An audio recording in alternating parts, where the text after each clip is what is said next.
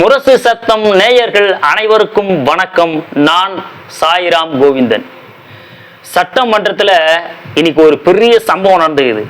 அந்த சம்பவத்தை செஞ்சது யாருன்னா நமது மாண்புமிகு அன்னியார் பிரேமலதா விஜயகாந்த் அவர்கள் தான். சட்டமன்றத்தில் ஜோசப் விஜய் அவர்களுடைய ஆட்சிக்கு தனி பெரும்பான்மை நிரூபிக்கக்கூடிய கூட்டம் நடந்தது. அதுல நம்முடைய அன்னியார் அவர்கள் தொடுத்த கேள்வி கணக்குகள் எல்லாமே பார்த்தோன்னா வைரல், சம வைரல். இன்னைக்கு ட்ரெண்டிங்கே அன்னியார் தான். சட்டமன்றத்துல தனி ஆளா போயிட்டு சும்மா சிங்கமா கர்ஜிப்பாங்க சொல்லிட்டு நான் வீடியோ எல்லாம் சொல்லியிருப்பேன். நம்ம வீடியோல எடுத்து பார்த்தா தெரியும். ஒரு ஆளுமை மிக்க ஒரு பெண் தலைவர் யாருன்னா திருமதி பிரேமலதா விஜயகாந்த் அவர்கள் மட்டும்தான் அப்படின்னு சொல்லியிருப்பேன். அது இன்னைக்கு மக்களுக்கு தெரிஞ்சிருக்கும். என்னடா இன்னைக்கு அவனுக்கு நான் எப்பயுமே எங்களுடைய அந்நியருக்கு ஆதரவாக தான் பேசுவேன் அப்படின்னு சொல்லிட்டு நீங்கள் நினச்சிருப்பீங்க. ஆனால் இன்னைக்கு ஒட்டுமொத்த தமிழ்நாட்டுக்கே தெரிஞ்சிருக்கும் அவங்க ஒரு உண்மையாகவே ஆளுமை மிக்க ஒரு பெண் தலைவர் யாருன்னா மாண்புமிகு திருமதி பிரேமலதா விஜயகாந்த் அவர்கள் தான். ஏன்னா தாவேகா தலைவர், அதாவது இன்றைய முதல்வர் சிஎம் விஜய் அவர்கள் தன்னுடைய அரசு பதவி கொடுத்துருக்காரு. யாருக்குன்னா ஒரு ஜோதிடருக்கு. அவர் யாருன்னா ராதன் பண்டிட். அவருக்கு அரசு பதவி கொடுத்தாரு. இப்போ அந்நியாருடைய கண்டனத்தினால அந்த பதவியை உடனே அவங்க வாபஸ் வாங்கிட்டாங்க. ஆனா அந்நியார் இது யாருக்கு இந்த வெற்றினா அந்நியார் அவர்களுக்கு தான் இந்த வெற்றி. ஏன்னா உங்களுடைய ஆஸ்தான ஜோதிடரு, உங்க அரச குரு அவங்களா நீங்க பர்சனலா வச்சுங்க. நீங்க பொது அதாவது கவர்மெண்ட் ஒரு அரசாங்கத்துல நீங்க உங்களுடைய பர்சனல் எடுத்து நினைக்க கூடாது அப்படின்னு சும்மா பளிச்சுன்னு கேட்டாங்க அந்நியார் அவர்கள். ஏன்னா உங்களுடைய பர்சனலாவே இருக்கட்டும், அவருக்கு எதுக்கு எடுத்து நீங்க அரசு பதவி கொடுக்குறீங்க? என்ன எங்கன்னா ஜீனியஸ் இல்லையா, படித்தவர்கள் இல்லையா, சான்றோர்கள், கல்வியாளர்கள், சிறந்தவர்கள் இங்க பெரிய பெரும் மாமேதைகள்லாம் இருக்கிறாங்க, அவங்கள யாரும் இல்லையான்னா அப்படின்ற மாதிரி அந்நியார் சூப்பரா கேட்டாங்க. அவங்க கேட்ட உடனே அவருடைய பதவி அவங்க வாபஸ் வாங்கிட்டாங்க. இதுதான் தேசிய முற்போக்கு திராவிட கழகத்துக்கு கிடைத்த மிகப்பெரிய வெற்றி, எங்கள் அந்நியாருக்கு கிடைத்த வெற்றி, விருதாச்சலம் தொகுதி மக்களுக்கு கிடைத்த வெற்றி, ஒட்டுமொத்தமாக தேமுதிக தொண்டர்களுக்கு கிடைத்த வெற்றி. இதுதான் இன்னைக்கு வைரலு. சும்மா எந்த வாட்ஸ்அப்பு, ட்விட்டரு, இன்ஸ்டாகிராமு, ஃபேஸ்புக்கு நீங்க எதில் எடுத்தாலும் சரி ஃபுல் வைரல். ஏன்னா அந்நியார் சும்மா வச்சு செஞ்சிட்டாங்க. அடி பண்ணிந்தது சிஎம் சாருடைய, அதாவது ஜோசப் சாருடைய அரசாங்கம். ஏன்னா அந்நியார் அவர்கள் இந்த மக்களுக்காக தான் அவங்க இருக்கிறாங்க. இந்த மக்களுக்கு என்னவோ, இந்த மக்களுக்கு சின்ன ஒரு அநீதி நடந்தா கூட அதை உடனே எடுத்து கேள்வி கேட்குறவங்க யாருன்னா நம்முடைய அந்நியார் அவர்கள் தான். இப்போ ஒரு சிங்கிளா கேப்டன் மாதிரி போனாங்க. சும்மா கேப்டன் எப்படி பேசுவாரோ அதே மாதிரி பேசினாங்க. ஒரு லேடி கேப்டனை பார்த்த மாதிரி இருந்தது இன்னைக்கு நம்மளுடைய அந்நியார் அவர்களை அவங்க பேசுறத பார்க்கும்போது. அந்நியாருடைய இந்த துணிச்சலான அந்த கேள்விகள், அந்த வீரம், அந்த தைரியம் எந்த ஒரு பெண் தலைவருக்கும் வராது. ஏன்னா அவங்க எப்படி பேசுறாங்கன்னு சொல்லிட்டு இந்த வீடியோவில் நீங்களே பாருங்க. பெரும்பான்மையை நிரூபிக்க வேண்டிய தருணத்தில் முதல் முறையாக மனவேதனையோடு நான் பதிய வைக்கிறேன். இங்கு குதிரை பேரம் நடந்ததாக இன்றைக்கு எதிர்கட்சிகள் அத்தனை பேருமே அதை சொல்லும் பொழுது, இதுவரை தமிழக அரசியல் வரலாற்றில் நடக்காத ஒரு விஷயம், அதுவும் இந்த வரலாற்று சிறப்பு மிக்க இந்த அவையிலே இந்த முக்கியமான நாளில அதை பற்றி பேச வேண்டிய ஒரு நிலையை ஏற்பட்டதற்காக உண்மையில் நான் மனம் வேதனை அடைகிறேன். அதே போல முதலமைச்சர் அன்னைக்கு சொன்னாரு, இங்க முகம் மூடி யாரும் செல்ல வேண்டிய அவசியம் இல்லை, அனைவருக்கும் ஒரு வெளிப்படையான ஆட்சி தான் செய்வோம் என்று. அப்படி இருக்கையில் முதல்வர் அவர்களை சந்திக்க யார் முகத்தை மூடிக்கொண்டு அன்று வாகனத்தில் சென்றார்கள் என்பதை நிச்சயமாக மக்களுக்கு தெரியப்படுத்த வேண்டும் என்பதை இந்த நேரத்திலே நான் கேட்டுக்கொள்கிறேன்.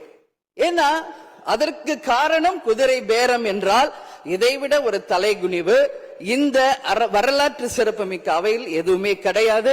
நிச்சயம் முதல்வர் அதற்கு பதில் சொல்வார் என்று நான் எதிர்பார்க்கிறேன். அதே போல அரசு குடும்பத்தில் இருந்து நான் வந்தவன் இல்லை என்று முதல்வர் சொல்லும் பொழுது வரவேற்றார்கள் அனைவரும். ஆனால் இன்றைக்கு அவருடைய ராஜகுருவாக இருப்பவரை மிஸ்டர் ரத்தன் பண்டிட் என்பவரை அரசியல் சிறப்பு அதிகாரியாக அரசு வேலையில் அமர்த்தியதை ஒட்டுமொத்த தமிழக மக்கள் சார்பாக வன்மையாக இந்த வரலாற்று சிறப்பு மிக்க அவையில் நான் அதை குறிப்பிட கடமைப்பட்டிருக்கிறேன். அப்படி உங்களுக்கு ராஜகுருவா இருந்தா உங்க பர்சனலா அவரை வச்சுக்கணும். பட் அவரை அரசு உயர் பதவியில கொண்டு வந்து இளைஞர்களை நம்பி மக்கள் வாக்களிச்சிருக்காங்க. இந்த இளைஞர்களுக்கு நீங்கள் என்ன உதாரணத்தை சொல்கிறீர்கள், என்ன வரலாற்றை நீங்கள் சொல்ல விரும்புகிறீர்கள், வருங்கால இளைஞர்களுக்கும் எதிர்காலத்திற்கும் இதன் மூலம் என்ன மெசேஜ் நீங்க சொல்றீங்க அப்படிங்கறத நிச்சயம் தெளிவுபடுத்தணும். ஏன்னா இன்னைக்கு மக்கள் ஜனநாயகத்தை நம்பி இளைஞர்கள் கையில ஆட்சியை கொடுத்திருக்கிறார்கள். அப்போ வருங்காலம் இளைஞர்களும் வருங்காலத்திற்கும் இந்த அரசு ஒரு முன் உதாரணமா இருக்க வேண்டும் என்பதுதான் என்னுடைய ஒரு கோரிக்கை என்பதை இந்த நேரத்தில் நான் ஆணித்தரமாக பதிய வைக்கிறேன். அது மட்டும் கிடையாது, இந்த ஆட்சி மக்களுக்கான ஒரு நேர்மையான ஆட்சியா இருக்கணும். ஜனநாயகத்தின் மீதும் மக்கள் மீதும் நம்பிக்கை கொண்டு மக்கள் தீர்ப்பே மகேசன் தீர்ப்பு என்று சொல்லக்கூடிய அளவு எதிர்காலத்தில் இந்த ஆட்சி நிச்சயமாக இளைஞர்களுக்கும் எதிர்காலத்திற்கும் நல்ல வகையில எடுத்துக்காட்டாக இருக்க வேண்டும் என்று கேட்டுக்கொண்டு, நான் சார்ந்த இயக்கமான தேசிய முற்போக்கு திராவிட கழகத்தின் சார்பாகவும் எங்கள் நிறுவன தலைவர் அன்பு தலைவர் கேப்டன் அவர்களை வணங்கி விடைபெறுகிறேன். நன்றி, வணக்கம். குதிரை பேரம் நடக்க கூடாது அப்படின்னு தான் நம்ம திமுக கூட்டணியில் இருக்கிற மார்க்சிஸ்ட் கம்யூனிஸ்ட், இந்திய கம்யூனிஸ்ட், விடுதலை சிறுத்தைகள் கட்சி, IUM எல்லாம் வெளியிலிருந்து ஆதரவு கொடுத்தாங்க நம்முடைய இந்த தமிழக அரசுக்கு.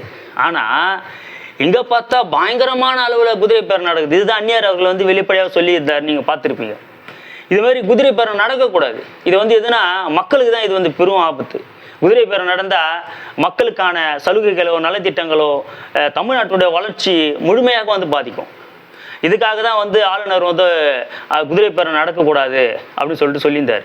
இன்றைக்கி பார்த்தீங்கன்னா இந்த குதிரை பேரம் நடந்துருக்குது.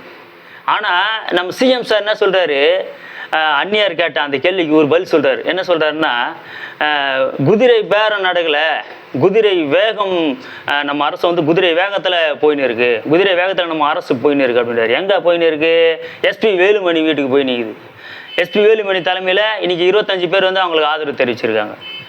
இது நம்ம சொல்லி தெரிஞ்சது கிடையாது. ஒட்டுமொத்த தமிழகமே இன்னைக்கு இந்த சட்டமன்றத்தில் நடந்த அந்த கூத்தை பார்த்துருக்கோம். இது வெளிப்படையாக தைரியமாக சொன்ன ஒரே ஒரு பெண் தலைவர் நம்முடைய மாண்புமிகு திருமதி பிரேமலதா விஜயகாந்த் அவர்கள் மட்டும்தான்.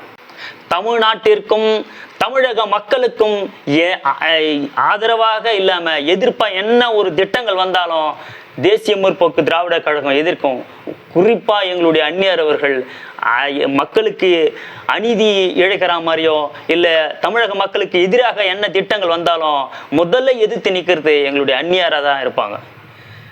எனவே மக்கள் இந்த நிகழ்வுலாம் நீங்கள் பார்த்து தான் இருப்பீங்க. மீண்டும் ஒரு நல்ல ஒரு பதிவில் உங்களை சந்திக்கிறேன்.